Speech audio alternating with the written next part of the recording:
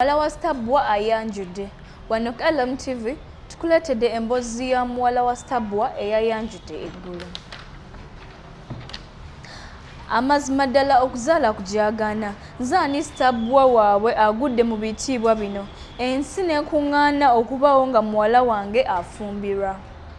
Bino byabadde ebimu ku bigambo by'omuyimbi Stabwa Natoro bye yayogedde wakati mu ssanyu nga muwala we Hanifa Nabbogo omusawo amwanjulira kabiite we Ahmad Kamazi okuva e Kooki ku mukolo ogw'ebbeeyi wakati mu kujanjawaza nga bw'atera okuyimba. Omukolo gwabadde mu maka ga Stabwa agasangibwa Endeje Zanta mu Makindye Ssaabagabo ku Sande. Misa Kisemakula omu ku bayimbye yakyamuse era wakati mu kukuba abantu emiziki yalagidde DJ akendeeze ku kugamba nti ndowooza mukakasiza nti abayimbi naffe tuli b'amaanyi.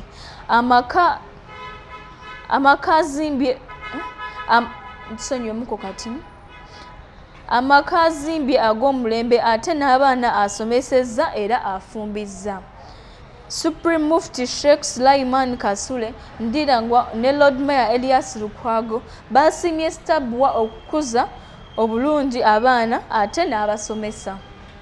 Faaza Kibi eyabuulira abagole yasoose kubasiima okukola omukolo guno ne bateefumbiza era oluvannyuma n'atuukira abawala ababadde ku mukolo gw'okukola ekisoboka okulaba nga bafuna ababeezi kubanga kibi omuwala okuddibira ku luggya kubanga abeerawo ne maama we ng'alinga mujja we.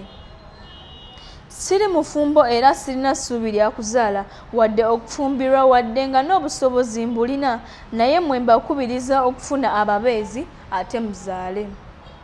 Abazadde mukulize abaana bammwe mu mpisa lwe bajja okutuuka ku buwanguzi. Ono ye muwala wa Stabwa owookubiri ng'ayanjula. Kulikeyo nnyo abasasi baffe.